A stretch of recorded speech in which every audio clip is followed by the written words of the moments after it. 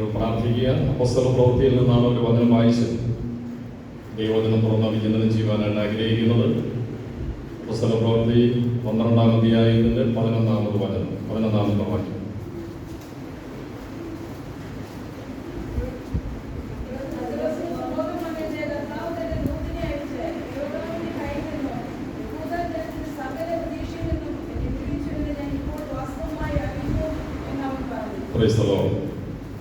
ഞാൻ നിങ്ങളോട് സംസാരിക്കാൻ പരിശുദ്ധാത്മാവിന്റെ ഹൃദയത്തിൽ പ്രേരണ നൽകിയ സന്ദേശം ഇതാണ്: മനുഷ്യന്റെ ചിന്തകൾക്കും പ്രതീക്ഷകൾക്കും അപ്പുറമായി ശ്രേഷ്ഠകരമായി പ്രവർത്തിക്കുന്ന ഒരു ദൈവമുണ്ട്. ചേർന്ന് പറഞ്ഞേ, മനുഷ്യന്റെ ചിന്തകൾക്കും മനുഷ്യന്റെ പ്രതീക്ഷകൾക്കും അപ്പുറമായി ശ്രേഷ്ഠകരമായി ദൈവം പ്രവർത്തിക്കും. ഒരു ഹല്ലേലൂയ പറഞ്ഞ് ദൈവത്തെ മഹത്വപ്പെടുത്തുകയാണ്. Praise the lord. ഹല്ലേലൂയ. വായിച്ച വാക്യം ഒന്നുകൂടി ശബ്ദത്തോടെ വായിച്ചതിന് ശേഷം പത്രോസിന് സ്വബോധം വന്നിട്ട് കർത്താവ് തന്റെ ദൂതനെ അയച്ച് ഹെരോദാവിന്റെ കയ്യിൽ നിന്നും യഹൂദ ജനത്തിന്റെ സകല പ്രതീക്ഷയിൽ നിന്നും എന്നെ വിടുവിച്ചു എന്ന് ഞാൻ ഇപ്പോഴറിയുന്നു. ഞാൻ വാസ്തവമായിട്ട് അറിയുന്നു. എന്താ യഹൂദ ജനത്തിന്റെ പ്രതീക്ഷ? യഹൂദ ജനത്തിന്റെ പ്രതീക്ഷ എന്താണ്? യാക്കോബിനെ വാൾ കൊണ്ട് കൊന്നു, പത്രോസിനെയും അങ്ങനെ തന്നെ കൊല്ലുക. 12-ാം അധ്യായത്തിന്റെ പ്രാരംഭ വേദഭാഗങ്ങൾ വായിക്കുമ്പോഴുണ്ട്. എന്താ യഹൂദന്റെ പ്രതീക്ഷ പത്രോസിനെ കുറിച്ച് എന്നുള്ള ചോദ്യത്തിന് ഒറ്റ ഉത്തരം ഇതാണ്: പത്രോസ് മരിക്കണം, പത്രോസിനെ കൊല്ലണം, പത്രോസ് ജീവനോടെ ഉണ്ടാകാൻ പാടില്ല. യഹൂദ ജനത്തിന്റെ പ്രതീക്ഷ അതാണ്. അന്നത്തെ യഹൂദന്മാരായിരിക്കുന്ന ആളുകൾ വിചാരിച്ചു ഓരോരുത്തരെ വെച്ച് ഇല്ലാതാക്കുമ്പോൾ ഈ മാർഗമില്ലാതാകും. ഞാൻ ആദ്യം നിങ്ങളോട് പറഞ്ഞല്ലോ, യാക്കോബിനെ കൊന്നു, യോഹന്നാൻ പിന്തിരിഞ്ഞു പോയില്ല. യോഹന്നാൻ പിന്നാറ്റക്കാരനായി, പ്രാകൃതനായി, ഒരു മനോരോഗിയായി എന്റെ സഹോദരൻ ദൈവവേലയ്ക്ക് വേണ്ടി ഇറങ്ങിയിട്ടത് കെട്ടേറ്റ് കൊല്ലപ്പെട്ടല്ലോ എന്ന് പറഞ്ഞുകൊണ്ട്, അല്ലെങ്കിൽ സഹോദരനെ ദൈവവേലയ്ക്ക് വേണ്ടി വിട്ട അപ്പനെയും ചീത്ത പറഞ്ഞ് അമ്മയും ചീത്ത പറഞ്ഞ് എല്ലാം ഒരു നാശമായ രീതിയിലല്ല ചെയ്തത്.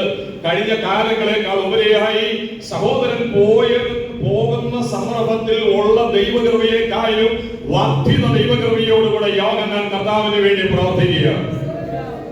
Price the lord. ഹല്ലേലൂയ. അപ്പൊ യഹൂദന്മാരായിരിക്കുന്ന ആളുകൾക്ക് മനസ്സിലായി, എന്നാൽ പിന്നെ ഒരു കാര്യം ചെയ്യാം, ആ കുടുംബത്തിൽ നല്ല ആ കുടുംബത്തെ വിട്ടിട്ട് അടുത്ത ഒരാളെ പിടിക്കാം. അങ്ങനെ അടുത്ത ഒരാളെ കിട്ടാൻ വേണ്ടി അവർ നോക്കിയിരിക്കുമ്പോഴാണ് പത്രോസിനെ കിട്ടുന്നത്. പത്രോസിനെ കുറിച്ചുള്ളവരുടെ കാഴ്ചപ്പാടുകൾ മുഴുവനും കൊന്നുകളയുക എന്നുള്ളതാണ്. പക്ഷെ ദൈവത്തിന്റെ ബൃഹത്തായ പദ്ധതി എന്താണെന്ന് അറിയാമോ? പത്രോസിനെ ജീവിപ്പിക്കുക.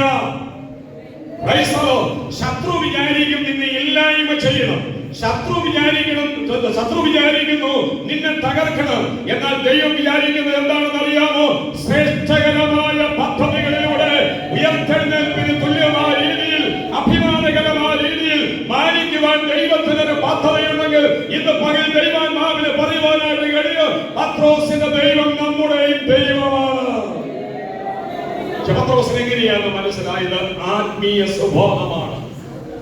ആത്മീയ സ്വഭാവം വന്നപ്പോഴാണ് എനിക്കൊരു കാര്യം മനസ്സിലായത്: യഹൂദ ജനത്തിന്റെ പ്രതീക്ഷയല്ല വലുത്, ദൈവത്തിന്റെ വിടുതലാണ് വലുത്. ദൈവത്തിന്റെ വിടുതലാവുന്ന വലുത്. ഇന്ന് പകൽ ആരാധനാലയത്തിൽ വന്നിരിക്കുന്ന ദൈവമക്കളെ, ആത്മീയ ദർശനം പ്രാപിച്ച്, ആത്മീയ സ്വഭാവം പ്രാപിച്ചുകൊണ്ട് ആത്മാവിൽ നമുക്ക് പറയാൻ കഴിയുന്നത്, കാണുന്ന വർത്തമാനകാല സാഹചര്യങ്ങൾ അല്ല എനിക്ക് വലുത്, ദൈവത്തിന്റെ വാഗ്ദത്തമാണ് എനിക്ക് വലുത്, ദൈവത്തിന്റെ വചനമാണ് എനിക്ക് വലുത്, ദൈവം തന്ന ദർശനമാണ് എനിക്ക് വലുത്, ദൈവത്തിന്റെ ദൂതാണ് എനിക്ക് വലുത്. അതിന് പ്രാധാന്യത കൊടുത്ത് ദൈവത്തിന് വേണ്ടി നിൽപ്പാനായിട്ട് കഴിഞ്ഞാൽ ദൈവത്തിന്റെ മഹത്തായ പ്രവൃത്തി നമുക്ക് അനുഭവിച്ചറിയാനിടയായി തീരും. ദൈവത്തിന് തന്നെ മക്കളെ കുറിച്ച് ബൃഹത്തായ പദ്ധതികളുണ്ട്. വേദപുസ്തകം നമ്മൾ വായിക്കുമ്പോൾ വ്യക്തിപരമായി, കുടുംബമായി ആ ഒരു തലങ്ങളിലൂടെ ദൈവം കടത്തിവിട്ട ഒത്തിരി ആളുകളെ പരിശുദ്ധാത്മാവ് വെളിപ്പെടുത്തിയിട്ടുണ്ട്. ഇന്നത്തെ സമയത്തിന്റെ പരിധിയിൽ പഴയമത്തിൽ നിന്നും പുതിയമത്തിൽ നിന്നും നമ്മുടെ എല്ലാവരുടെയും ധ്യാനത്തിനും പഠനത്തിനും പുനർവിചിന്തനത്തിനും വേണ്ടി ക്രിസ്തീയ ജീവിതം ഒന്നുകൂടെ സുഗമമായി കൊണ്ടുപോകുവാൻ വായിച്ചു കേൾക്കുന്ന ദൈവവചന സന്ദേശങ്ങൾ എല്ലാവരുടെയും ജീവിതത്തിൽ അനുഗ്രഹകരമായി തീരട്ടെ. പ്രാരംഭമായി പഴയമത്തിൽ നിന്നാണ് 1-2 ഭാഗങ്ങൾ നമ്മൾ വായിപ്പാനായിട്ട് ആഗ്രഹിക്കുന്നത്. 2 ശമൂവേലിന്റെ പുസ്തകം 5-ാം അധ്യായത്തിന്റെ 6-7 വാക്യങ്ങൾ പ്രാരംഭമായിട്ട് എടുത്ത് വായിക്കുക. 2 ശമൂവേൽ 5:6-7.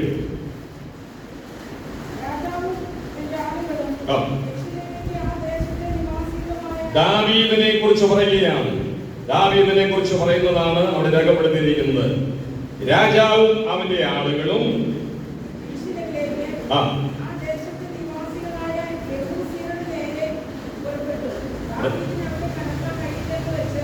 യെബൂസ്യരായ ആളുകളെ പരാജയപ്പെടുത്തുവാൻ വേണ്ടി ദാവീദും കൂട്ടരും പോകുകയാണ്. അങ്ങനെ പോകുന്ന സന്ദർഭത്തിൽ ദാവീദിന് അവിടെ കടക്കാൻ കഴിയുകയില്ല എന്ന് വിചാരിച്ച് അടുത്തത് കൂടെയുള്ള ആളുകൾ ദാവീദിനോട് പറയുന്നത് എന്താണ്? നീ യെബൂസ്യരായ ആളുകളുടെ അടുക്കലേക്ക് കടക്കുകയില്ല. നിന്നെ തടുക്കുവാൻ ആരോഗ്യമുള്ളവരാരും വേണ്ട, കുരുടരും മുടന്തരുമായ ആളുകൾ മതി എന്ന് പറഞ്ഞാൽ നീ ദാവീദേ, നീ അത്രയും ബലഹീനനാണ് എന്നവര് പറഞ്ഞു. അടുത്തത് ഒന്നുകൂടെ വായിച്ച വാക്യം. എന്നിട്ടും ദാവീദ് സീയോൻ കോട്ട പിടിച്ചു. അവ കൂടെയുള്ള ആളുകൾ എന്താ പറഞ്ഞത്? നീ യെബൂസ്യരുടെ അടുക്കലേക്ക് കടക്കുകയില്ല, നീ അവരെ പരാജയപ്പെടുത്തുകയില്ല. ശാരീരികമായ ബലഹീനരായ ആളുകൾ മതി നിന്നെ പരാജയപ്പെടുത്തുവാൻ. കൂടെ യാത്ര ചെയ്തവരായ ആളുകൾ ദാവീദിന്റെ കഴിവുകളെയോ ദാവീദിന്റെ പ്രത്യേകതകളെയോ വേണ്ടതുപോലെ തിരിച്ചറിയാൻ കഴിയാതെ അപമാനത്തിന്റെയും അപകർഷതാ ബോധത്തിന്റെയും ഇടിച്ചു താഴ്ത്തലിന്റെയും തരം താഴ്ത്തലിന്റെയും വാക്കുകൾ പറഞ്ഞ് മാനസികമായി ദാവീദിനെ തകർത്ത് പിറകിലേക്ക് മാറ്റാൻ പരിശ്രമിച്ചു. പക്ഷെ കൂടെ നടന്ന തന്നോട് പറഞ്ഞ ആരുടെ വാക്കിന് താൻ ഒരു വിലയും കൊടുത്തില്ല. അവിടെ വാക്ക് നിങ്ങൾ ശ്രദ്ധിച്ചോ? എന്നിട്ടും എന്താ? എന്നിട്ടും എന്നുള്ളതിന് മുമ്പുള്ള വാക്ക് എന്താണ്? നിനക്ക് പറ്റത്തില്ല. ഒരു കുരുടൻ വന്നാൽ മതി, ഒരു ബലഹീനൻ വന്നാൽ മതി നിന്നെ തടയുവാൻ എന്നും പറഞ്ഞ് ദാവീദിനെ പുറകിലേക്ക് പിന്മാറ്റാനായിട്ട് പരിശ്രമിച്ചു. പക്ഷേ അവരാരും പറഞ്ഞ ഒരു വാക്കിന് ദാവീദ് പ്രാധാന്യത കൊടുത്തില്ല. ഒരു വെല്ലുവിളി എന്ന നിലയിൽ, ഒരു ദൗത്യ നിർവഹണം എന്ന നിലയിൽ ദൈവത്തിന് ആത്മാവിന് പറയുവാനായിട്ട് കഴിഞ്ഞു. എന്നിട്ടും ദാവീദ് മുമ്പോട്ട് ചെന്നിട്ട് മനുഷ്യന്റെ വാക്കിന് വില കൊടുക്കാതെ ദാവീദ് സീയോൻ കോട്ട പിടിച്ചടക്കി. ദൈവശബ്ദം കേൾക്കുന്ന ദൈവമക്കളെ ഓർക്കുക, ദൈവത്തിന് നന്ദിയോടെ സ്തോത്രം. ഏത് ബലമാണ് അവിടെ കിട്ടിയത്? ദൈവത്തിന്റെ ബലമാണ് കിട്ടിയത്, ദൈവത്തിന്റെ ശക്തിയാണ് കിട്ടിയത്, ദൈവത്തിന്റെ അഭിഷേകമാണ് കിട്ടിയത്. നമ്മെ ഒന്നിനും കൊള്ളത്തില്ല, ഒരു കഴിവുമില്ല, ഒരു പ്രാപ്തിയില്ല എന്ന് പറഞ്ഞ് ഒരുപക്ഷെ താഴ്ത്തിക്കെട്ടുന്ന ഇടിച്ചു കെട്ടുന്ന പലവിധമായ സമ്മിശ്ര ശക്തികളെ നമുക്ക് മനസ്സിലാക്കാനായിട്ട് കഴിയുമ്പോൾ അതുകൊണ്ടൊന്നും ആത്മാവിൽ നമ്മുടെ വീര്യം കെട്ടുപോകരുത്. നമ്മെ തന്നെ ഏൽപ്പിച്ചു കൊടുക്കണം. ഒരു വാക്യം കൂടെ നോക്കിക്കേ, 10-ാമത്തെ വാക്യം. അതിന്റെ തന്നെ 10-ാമത്തെ വാക്യം ശ്രദ്ധിച്ചോളാം. സൈന്യങ്ങളുടെ ദൈവമായ യഹോവ തന്നോടുകൂടെ ഉണ്ടായിരുന്നത് കൊണ്ട് ദാവീദ് മേൽക്കമേൽ പ്രബലനായിരുന്നു. നിങ്ങളൊന്ന് ഭാവനയിൽ കണ്ടേ, ആയിരക്കണക്കിന് ആളുകൾ കൂടെ നടക്കുന്നുണ്ട്. ആയിരക്കണക്കിന് ആളുകൾ കൂടെ നടക്കുകയാണ്. താൽക്കാലികമായ പ്രയാസങ്ങളും പ്രതിസന്ധികളും വേദനകളും വരുമ്പോൾ അവരുടെ പ്രതീക്ഷയ്ക്ക് വിരുദ്ധമായ കാര്യങ്ങൾ സംഭവിക്കുമല്ലോ. ഈ നേതാക്കന്മാരോട് ചുറ്റിപ്പറ്റി നടക്കുന്ന ആളുകൾ ഏത് മേഖലയിലാണെങ്കിലും അവർക്ക് എന്തെങ്കിലുമൊക്കെ സ്ഥാപിത ലക്ഷ്യങ്ങൾ കാണും. ആ ഒരൊറ്റ ചിന്ത നിങ്ങൾ ഓർത്താൽ മതി. സ്തോത്രം. ഇത് തന്നെയാണ് ദാവീദിനോട് കൂടെ ചേർന്ന് നടക്കുന്നവരായ ആളുകൾ. അവർക്ക് ഒത്തിരി ഇഷ്ടങ്ങളും ആഗ്രഹങ്ങളും ഉണ്ടായിരുന്നു. എന്നാൽ ചില പ്രത്യേക സന്ദർഭങ്ങളിൽ, ചില പ്രത്യേക സാഹചര്യങ്ങൾ, മാനുഷികമായ നിലയിൽ, ശാരീരികമായി ദാവീദ് ബലഹീനനായി തീരുമ്പോൾ ആണ് ഇവരുടെ എല്ലാം തനിനിറം വെളിപ്പെട്ടു വരുന്നത്. തനിനിറം വെളിപ്പെട്ടു വരികയാണ്. യഥാർത്ഥത്തിൽ കൂടെ നടക്കുന്നവരായ ആളുകൾ എന്താ ചെയ്യേണ്ടത്? ദാവീദ് ബലഹീനനാകുമ്പോൾ ദൈവത്തിൽ ബലപ്പെടുത്തുകയാണ് ചെയ്യേണ്ടത്. അല്ലെ? ഈ ക്ഷീണം സാരമില്ല, അല്ലെങ്കിൽ ഈ പ്രയാസം സാരമില്ല, ഇപ്പോഴത്തെ ബുദ്ധിമുട്ട് സാരമില്ല, ഇന്ന് അസ്തമിക്കുന്നതോടുകൂടെ അത് ദിവസം തീരുക, അത് ലോകം തീരുകയല്ലല്ലോ, നാളെ ഒരു പ്രഭാതമുണ്ടല്ലോ എന്ന് പറഞ്ഞ് ഒന്നുകൂടി ആത്മാവിൽ ബലപ്പെടുത്തേണ്ടതാണ്. പക്ഷേ ആരും ബലപ്പെടുത്തുവാൻ തയ്യാറാകാതെ എല്ലാവരും പറയുന്ന ഒരു കാര്യം ഇതാണ്: നിന്നെ കൊള്ളത്തില്ല, നിന്നെ ഒരു പ്രയോജനവുമില്ല എന്ന് പറഞ്ഞ് എത്രമാത്രം ചവിട്ടി ഇടിച്ച് താഴ്ത്താൻ കഴിയുമോ അത്രമാത്രം താഴ്ത്തി കെട്ടുന്ന സന്ദർഭത്തിൽ 10-ാമത്തെ വാക്യത്തിൽ ദൈവകാവിന് പറയുവാൻ കഴിയുന്നു: ദാവീദ് ദൈവത്തിൽ ബലപ്പെട്ടു. എല്ലാ ദൈവമക്കളും ഓർത്തോളം, ഇത് മനുഷ്യന്റെ അവസ്ഥയെ പരിശുദ്ധന്മാർ വെളിപ്പെടുത്തിയിരിക്കുന്നത് കേട്ടോ. മനുഷ്യന്റെ അവസ്ഥയാണ്. ഇതെല്ലാം മുൻകൂട്ടി കണ്ടുകൊണ്ട് വേണം നമ്മൾ യാത്ര ചെയ്യാനായിട്ട്. ആത്മാവിൽ ഇത് കണ്ടോളണം. എന്റെ മുമ്പിൽ നടക്കുന്നവരെയും എന്റെ ഇടത്തും എന്റെ വലത്തും എന്റെ പുറകിൽ നിൽക്കുന്നവരെയും ദൈവത്തിന് സ്തോത്രം, ഹല്ലേലൂയ, എനിക്ക് സംരക്ഷണം തന്ന് ഇപ്പൊ അമ്പിളിമാമനെ പിടിച്ചു തരാമെന്ന് പറഞ്ഞ് ആവേശം കാണിക്കുന്ന എല്ലാവരെയും ഒരു പരിധിക്കിട്ട് കണ്ടുകൊണ്ട് വേണം നമ്മൾ നിൽക്കാനായിട്ട്. ഒടുവിൽ നമുക്ക് നമ്മൾ മാത്രമേ ഉള്ളൂ. ദൈവത്തിന്റെ സ്തോത്രം. എല്ലാവരും മാറി നിൽക്കുന്ന ഒരു സമയമുണ്ട്. പക്ഷേ അവിടെ ഓർക്കേണ്ട ഒരു കാര്യം ഇതാണ്: ദാവീദ് ദൈവത്തിൽ ബലപ്പെട്ടതുപോലെ ആത്മാവിൽ നമുക്ക് ബലപ്പെടാനായിട്ട് കഴിയണം. ആത്മാവിൽ നമുക്ക് ശക്തിപ്പെടാനായിട്ട് കഴിയണം. ഒരു മനുഷ്യന്റെ ഒരു വാക്യം നമ്മെ ക്ഷീണിപ്പിക്കരുത്. ആത്മാവിൽ ബലപ്പെട്ടുകൊണ്ട് പറയണം: എന്റെ ദൈവം വലിയവനാണ്. നമ്മുടെ ലക്ഷ്യത്തിൽ ഒരിക്കലും ദൈവം നമ്മെ പിന്തിരിപ്പിക്കുകയില്ല. മകത്തായ ദൈവിക ലക്ഷ്യങ്ങളുണ്ടെങ്കിൽ, മകത്തായ ഉദ്ദേശങ്ങൾ നമ്മുടെ മുമ്പിൽ ഉണ്ടെങ്കിൽ, മകത്തായ ആത്മീയ ശക്തി നമ്മുടെ മേൽ വ്യാപരിക്കുന്നുണ്ടെങ്കിൽ, ഒരു പ്രാർത്ഥനാ ജീവിതം നമ്മുടെ മേലുണ്ടെങ്കിൽ, ഒരാരാധന ജീവിതം നമ്മുടെ മേലുണ്ടെങ്കിൽ, കർത്താവിന്റെ സ്തോത്രം. കൂടെ നടക്കുന്നവർ ഏത് സാഹചര്യത്തിൽപ്പെട്ടവരാണെങ്കിലും ദാവീദിനെ കുറിച്ച് പറയുകയാണ്: ആരും ധൈര്യപ്പെടുത്താനില്ല, ആരും പ്രോത്സാഹിപ്പിക്കാനില്ല, ദൈവം മാത്രമേ കൂടെയുള്ളൂ. ഹല്ലേലൂയ. ഇതുപോലെ ദൈവമക്കളെ, ദാവീദിന്റെ ദൈവം നമ്മുടെ ദൈവമാണ്. നമ്മുടെ പിതാക്കന്മാരുടെ ദൈവം നമ്മുടെ ദൈവമാണ്. എത്ര പേർക്ക് ദൈവത്തെ മഹത്വപ്പെടുത്തി ആത്മശക്തിയെ എടുത്തുകൊണ്ട് മുന്നോട്ട് പോകുവാനായിട്ട് കഴിയും. കർത്താവേ, മനുഷ്യന്റെ വാക്കുകളെക്കാൾ ഉപരിയായി, സമൂഹത്തിന്റെ വാക്കുകളെക്കാൾ ഉപരിയായി, ഒരുപക്ഷെ കൂടെ നടക്കുന്നവരുടെ വാക്കുകളെക്കാൾ ഉപരിയായി ആത്മബലത്തോടെ മുന്നോട്ട് പോകുവാൻ അഭിഷേകത്തിന്റെ നിറവ് എന്റെ മേൽ പകരുമാറാകണമെന്ന് ആത്മാവിൽ പ്രാർത്ഥിച്ച് അത് തന്നെ ബലപ്പെടുത്താൻ ദൈവം കഴിവുള്ളവനാണ്. ദാവീദിന്റെ ജീവിതത്തിൽ വെച്ച് ഇതുപോലെ തന്നെ തരം താഴ്ത്തിയ മറ്റൊരു സാഹചര്യം നമുക്ക് കാണാൻ കഴിയുന്നുണ്ട്. ഒത്തിരി അവഹേളനത്തിന്റെയും ഇടിച്ചു താഴ്ത്തലിന്റെയും തരം താഴ്ത്തലിന്റെയും സാഹചര്യങ്ങൾ ദാവീദിന്റെ ചരിത്രത്തിൽ വന്നിട്ടുണ്ടെങ്കിൽ ഇതുപോലെ എന്ന് പറഞ്ഞാൽ ഒരു കുരുടൻ വന്നാൽ മതി, ഒരു ബലഹീനൻ വന്നാൽ മതി, നിന്നെ തടഞ്ഞ് നിന്നെ താഴെടാൻ പറ്റുമെന്ന് പറഞ്ഞാൽ അത്രയ്ക്കും തരം താഴ്ത്തലിന്റെ വാക്കുകളാണ്. നിന്നെ എന്തിനും കൊള്ളാം. ഒന്നുകൂടി പറഞ്ഞാൽ, ഇനി നീ ജീവിച്ചിട്ടെന്ന് പ്രയോജനം, എന്തിനാ ഇങ്ങനെ മെനക്കെടാനിരിക്കുന്നത്, നിന്നെ കൊണ്ട് ഒന്നിനും കൊള്ളത്തില്ല. ഇതാണ് കൂടെയുള്ള ആളുകൾ പറയുന്നത്. അല്പം പോലും ശേഷിയില്ലെന്നാണ് പറയുന്നത്. എന്നാൽ ദൈവമക്കളെ, മനുഷ്യൻ പറയുന്ന എല്ലാ വാക്കിന്റെ മോളിൽ ദൈവം എഴുതി വെച്ചു. സ്തോത്രം, സ്തോത്രം. ദൈവത്തിന്റെ എഴുത്ത് നിങ്ങളുടെ ഭാവനയെ കണ്ടു. നിന്നെ കൊള്ളത്തില്ല, നിന്നെ കൊള്ളത്തില്ല, നിന്നെ കൊള്ളുകയില്ല, ഒരു ശേഷിയും നിനക്കില്ല എന്ന് പറയുന്നിടത്ത് ദൈവം എഴുതി വെച്ചു, ദൈവം എഴുതി വെച്ചു. ദൈവത്തിന്റെ സ്തോത്രം. അതാ യിരെമ്യാവിനോട് പറയുന്നത്: അമ്മയുടെ ഉദരത്തിൽ ഉരുവാകുന്നതിന് മുമ്പേ ദൈവം കണ്ടോ എങ്കിൽ, ദൈവം കണ്ടോ എങ്കിൽ, ദാവീദിനെ ദൈവം കണ്ടു. ശമൂവേലിനോട് പറയുന്ന ഒരു കാര്യം ഇതാണ്: യിശ്ശായിയുടെ മക്കളിൽ വെച്ച് ഞാൻ ഒരുത്തനെ കണ്ടിട്ടുണ്ട്, ഞാൻ ഒരുത്തനെ കണ്ടിട്ടുണ്ട്. ദൈവകാര്യ കണ്ടിരിക്കുന്നത് ദൈവകൃപയുള്ളവനെയ, അഭിഷേകമുള്ളവനെയ, വചനമുള്ളവനെയ, ആരാധനയുള്ളവനെയ, ആത്മശക്തിയുള്ളവനെയ ദൈവം കണ്ടു എങ്കിൽ ദൈവം രംഗത്ത് കൊണ്ടുവരുവാൻ കഴിവുള്ളവനാണ്. ദൈവം വെറുതെ കാണുകയല്ല, ദൈവം കണ്ടിട്ട് എല്ലാവരും കണ്ടല്ലോ എന്ന് വിചാരിച്ച് സാധാരണ കണ്ടിട്ട് മാറിപ്പോകുന്നതല്ല. ദൈവം കണ്ടിട്ടുണ്ടെങ്കിൽ കണ്ട കാര്യം ദൈവം സാധിക്കും. കിടക്കുന്നുണ്ട്. സൗമ്യനോട് പറയുകയാണ്: ഞാൻ അവരിൽ ഒരാളെ കണ്ടിട്ടുണ്ട്. ചെന്നു ഓരോരുത്തരും മുതൽ വരികയാണ്. ഓരോരുത്തരെ കണ്ടു കഴിഞ്ഞപ്പോൾ നമുക്കറിയാം, രംഗം നമുക്കറിയാമല്ലോ. മാനുഷികമായ നിലയിൽ പ്രവാചകൻ എന്ത് ചെയ്യുന്നറിയാമോ? ഇവനെ അഭിഷേകിക്കാം, ഇവനെ അഭിഷേകിക്കാൻ ദൈവാലയം കണ്ടേക്കുന്നത്.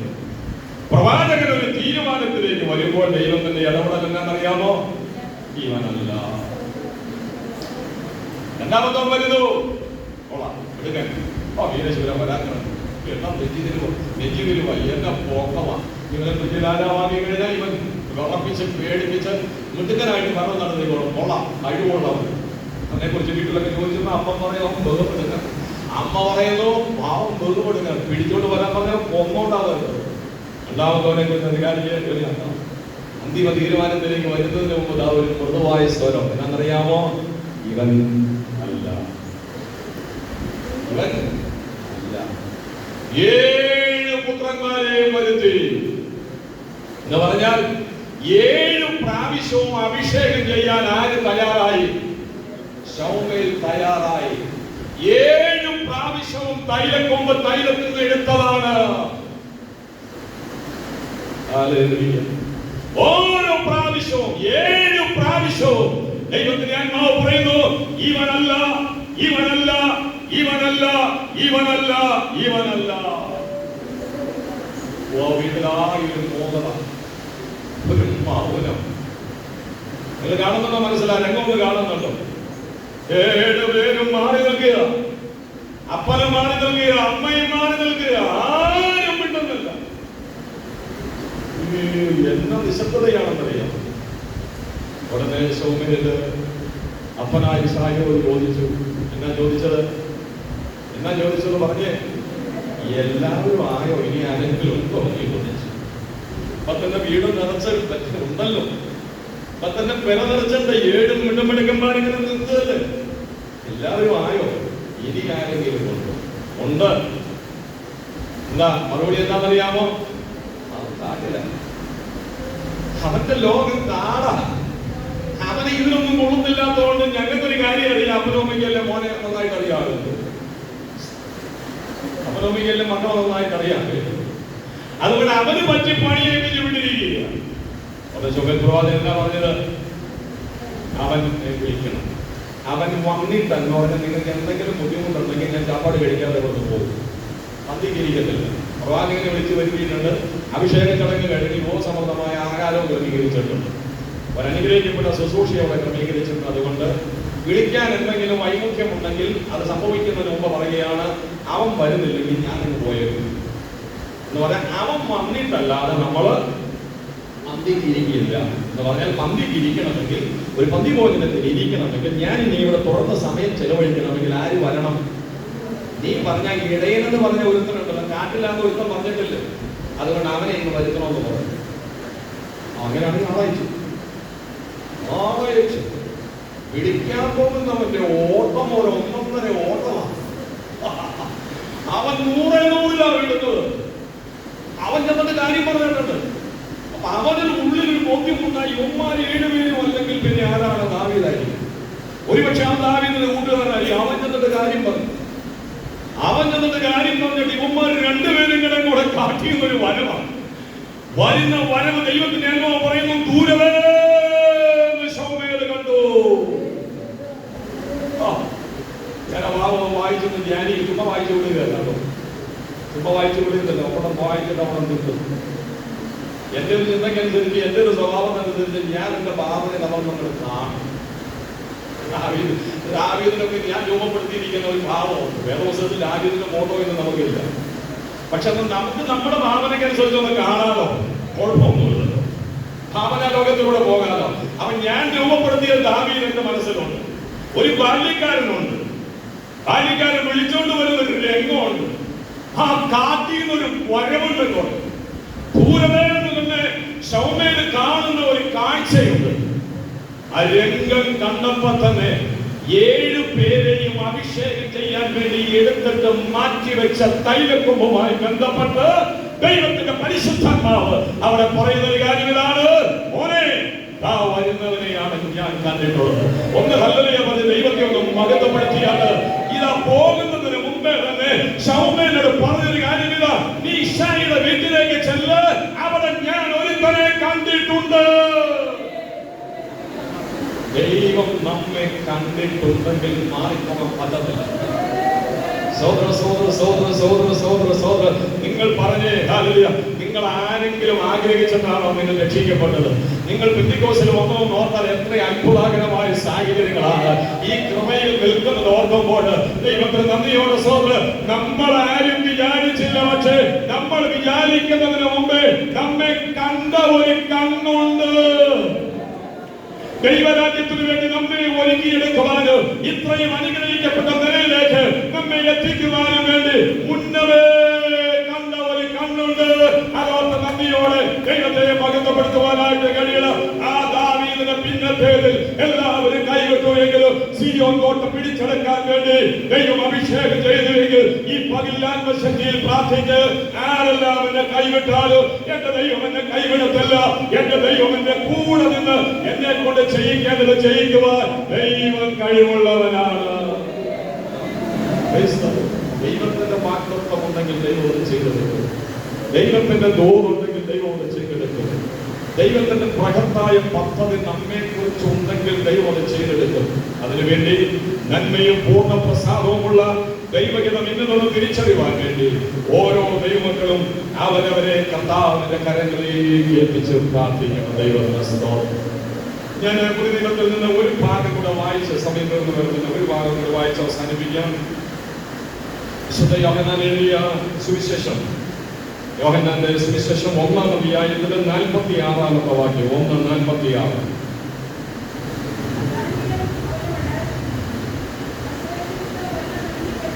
നഥനയേൽ ചോദിക്കുന്ന ഒരു ചോദ്യം ഇതാണ്: നസ്രയത്തിൽ നിന്ന് വല്ല നന്മയും വരുമോ? നിങ്ങൾ ശ്രദ്ധിച്ചു, ഇത് പറയുന്ന സമയം വരെ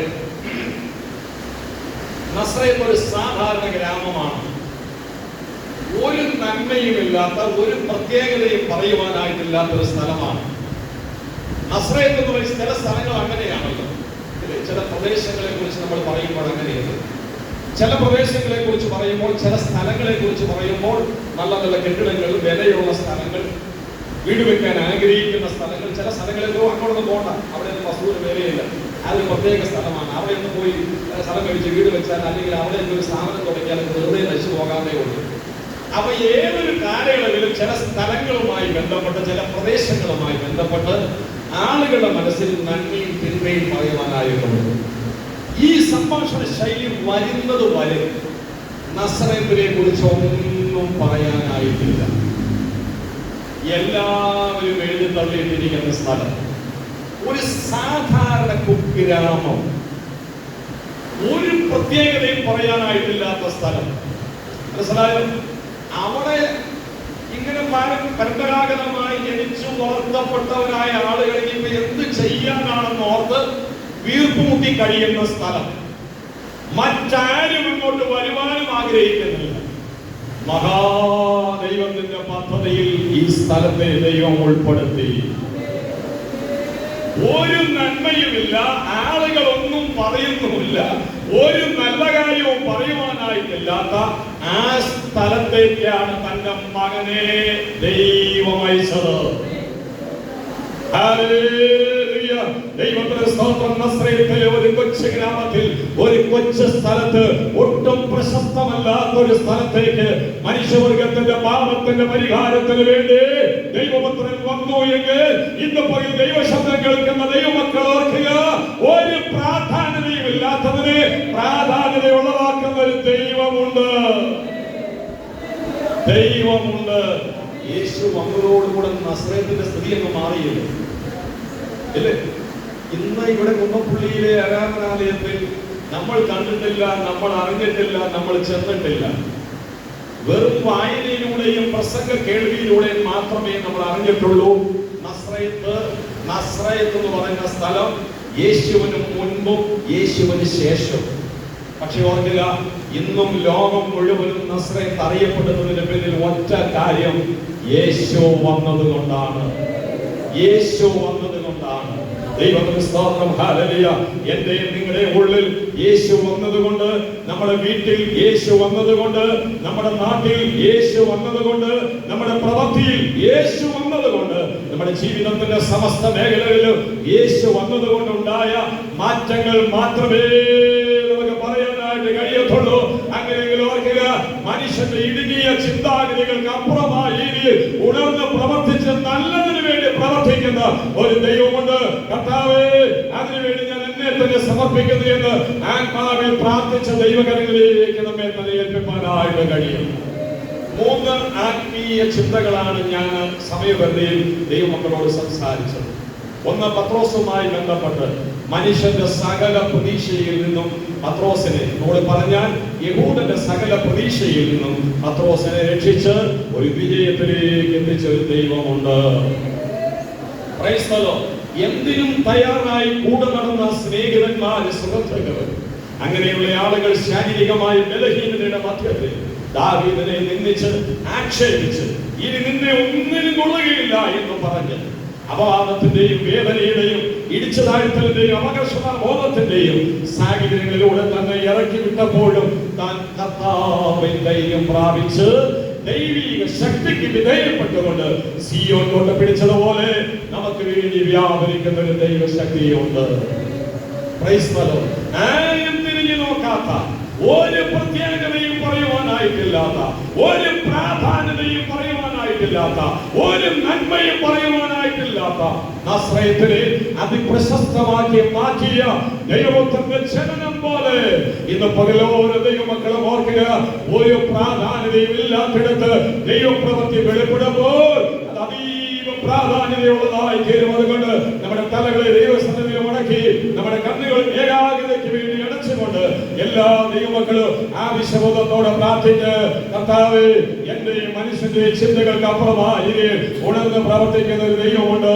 അതിനുവേണ്ടി ഞാൻ എന്നെ തന്നെ ഏൽപ്പിക്കുന്നു. സ്വർഗ്ഗസ്ഥനായ ഞങ്ങളുടെ പ്രിയപിതാവേ, അങ്ങയുടെ തിരുനാമത്തിനായി ഞങ്ങൾ നന്ദിയോടെ സ്തോത്രം ചെയ്യുന്നു. അനുഗ്രഹിക്കപ്പെട്ട ദൈവത്തിന്റെ കേൾവിക്കായി സ്തോത്രം. മനുഷ്യന്റെ കണക്കൂട്ടലുകൾക്കും പ്രതീക്ഷകൾക്കും അപ്പുറമായ രീതിയിൽ ഏറ്റവും നന്നായി പ്രവർത്തിക്കുന്ന ഒരു ദൈവമുള്ളതിനായി സ്തോത്രം. ആ ദൈവപ്രവൃത്തി ഞങ്ങൾ നന്നായി തിരിച്ചറിഞ്ഞ ജീവിതത്തിൽ അനുഭവിച്ച് അങ്ങേക്ക് വേണ്ടി നിൽപ്പാൻ സഹായിക്കണമേ.